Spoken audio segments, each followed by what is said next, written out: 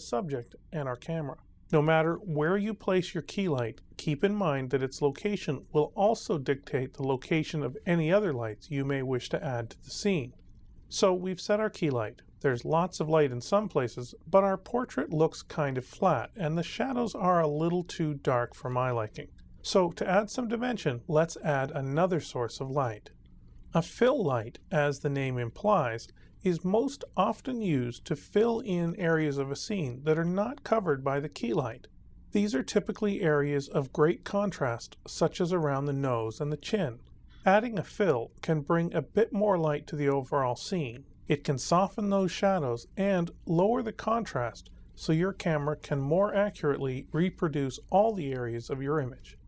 Typically, you want to place the fill light to mirror the position of the key light, but depending on the style you're going for, you may want to alter this position. In these examples, we've kept the key light stationary and moved the fill light around the arc for differing results. Check out the lighting plots for each example. Another consideration you can make in regards to the position of the fill light is whether the fill light is higher than the key light, lower, or on the same level. Here, the key light is higher and the fill light is closer to the floor. It gives her a more even look, but the line between light and shadow is horizontal instead of the vertical look we get when both lights are on the same level. With the key and fill lights set up, we can take a very nice, professional-looking portrait. Not bad if I do say so myself, but there may be times when you want to add just a bit more light in certain areas of your photograph. The third and final light of our three-point lighting setup is called the backlight, or sometimes referred to as the kicker. The backlight is placed behind the subject, usually at a 45-degree angle from the background.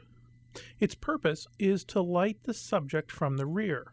Rather than providing direct lighting, like the key and fill light, its purpose is to provide definition and subtle highlights around the subject's outlines. This helps separate the subject from the background and provide a three-dimensional look. Here's an example of a photo with only the key and fill lights. And now here we've added a backlight. It's a small change, but it can add much dimension when it's done properly. Now that's all you need to know for three-point lighting. But before we wrap up this chapter, I want to tell you about one last tip that will add a flair of professionalism to your portraits. It's called a background light, and it's set behind the subject in such a way that no light actually spills onto the subject.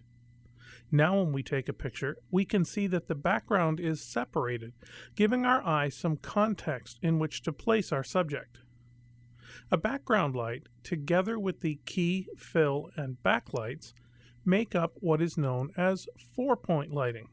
Whether you're photographing here in the studio or out in the field or in your home, if you have your 3 lighting kit package and you keep three-point lighting in mind, you will get some amazing results.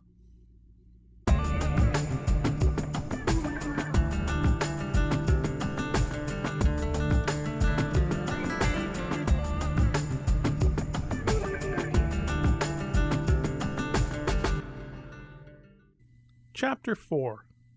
Group Portraits Done at Home. Now that you've seen a 3-point and even 4-point lighting technique, we'll show you how this 4-point lighting technique will apply in other situations. We'll use the same 4-point lighting technique we just learned, but this time we'll go into some more detail about the camera settings that you'll use to get the most out of it. Back in Chapter 1, I mentioned that you would choose a small aperture value, or f-stop, to give your portrait a very narrow depth of field. A friend of mine and his girlfriend wanted a portrait. Now that we've added another subject, we'll want to rethink that value a little.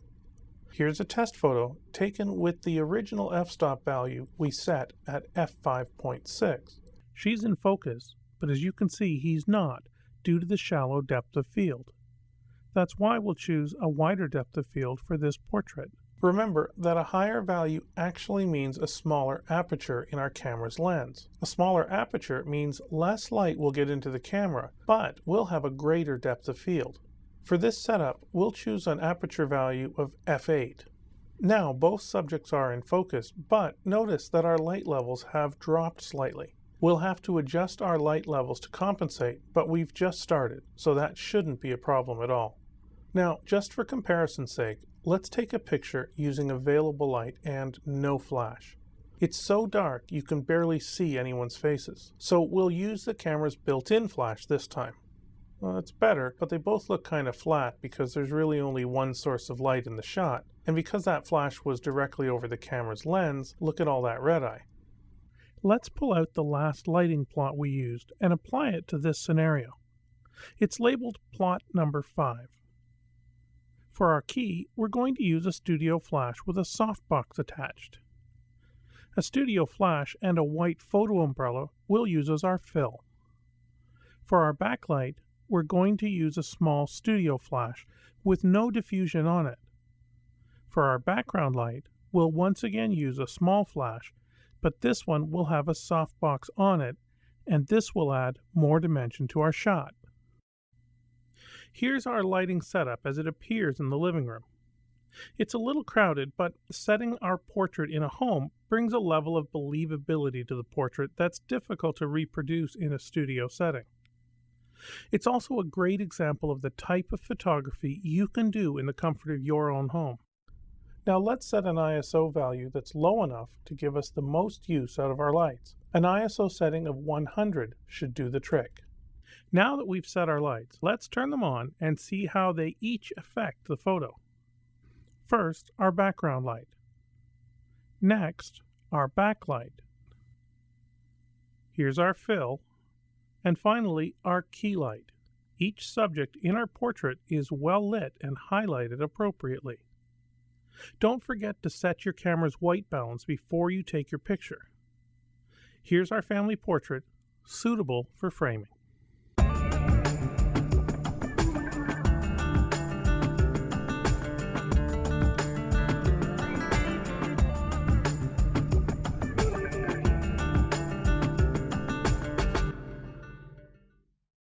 Welcome to Chapter 5, Lighting Techniques for Online Sales.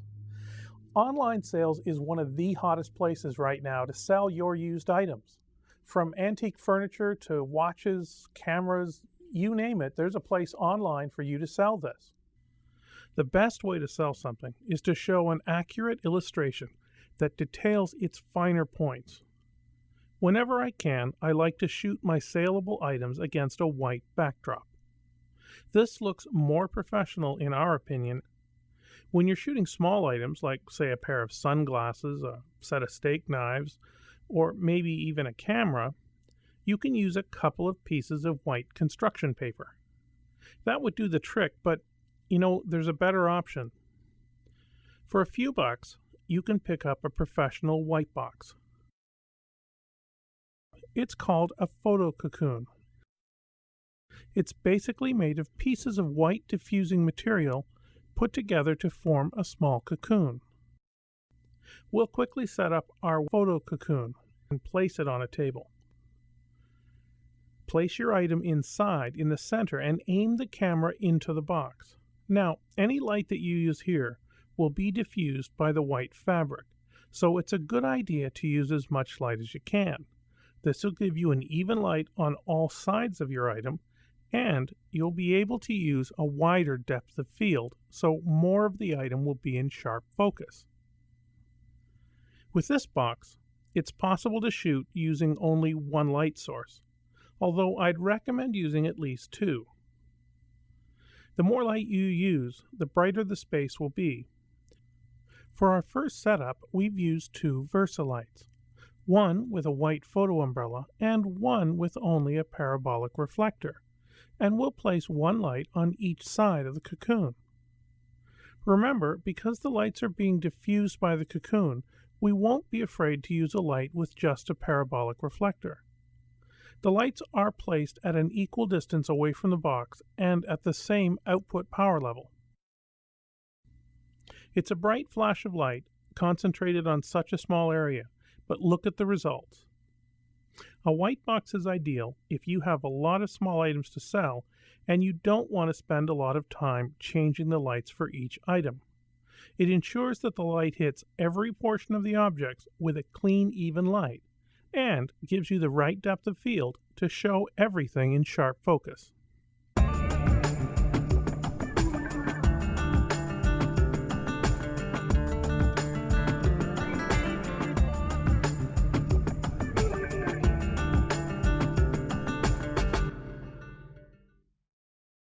Chapter 6. General Tips and Safety Tips. There are a few additional tips that we want to pass along. You might not use them for every setup, but you will make use of them. Lens flare refers to unwanted light that can refract off your camera's lens assembly and create areas of extreme brightness and color that can ruin an otherwise perfectly exposed photograph. Sometimes it can add character to your image, but more often than not, it kind of looks like this. The best way to ensure that lens flare doesn't ruin a photo is to not aim any lights directly into your camera's line of sight. It's best to keep your lights at least 6 inches outside your camera's line of sight to eliminate the possibility of a lens flare. If your lens uses a hood, we recommend that you use that. It works kind of like a barn door for your camera, except instead of keeping light from spilling out, it stops unwanted light from entering the lens. The DVD just wouldn't be complete if we didn't give you a few safety tips, because it's important that you look after yourself, your subjects, and your equipment when you're using them. Safety tip number 1, moving lights. Bulbs of any type are fragile, especially when they're hot from being turned on. So you should turn them off and cool them down. It's easy to forget just how long the power cord is. It could surprise you, and you could end up with a broken lamp or a shattered bulb. Also, especially if you're moving a large light, pay attention to where your hands are. Keep them away from the bulb or other hot surfaces. If there's a softbox or another accessory attached, you should hold this as well. Another quick tip is to try to make sure that one of the legs from the stand is facing where the most weight is. This will keep the light nice and stable. Safety tip number 2, replacing bulbs.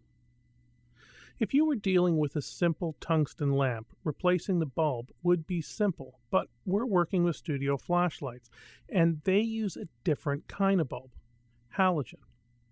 These burn much brighter and hotter than a tungsten bulb. This gives professional photographers a brighter light source to work with, but replacing them can be a bit tricky. For one thing, if you were to replace a bulb with your bare hands, the oil will actually cause the bulb to explode at the temperatures it'll reach.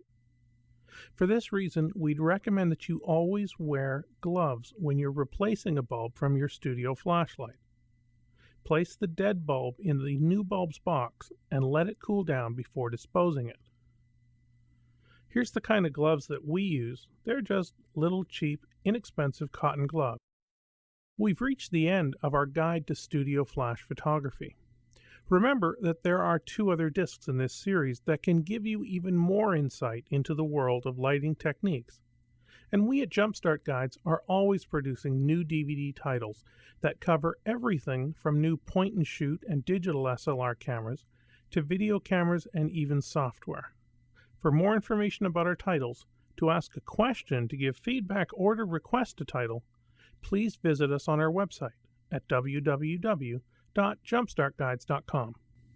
Thanks for watching our presentation, and we hope we'll see you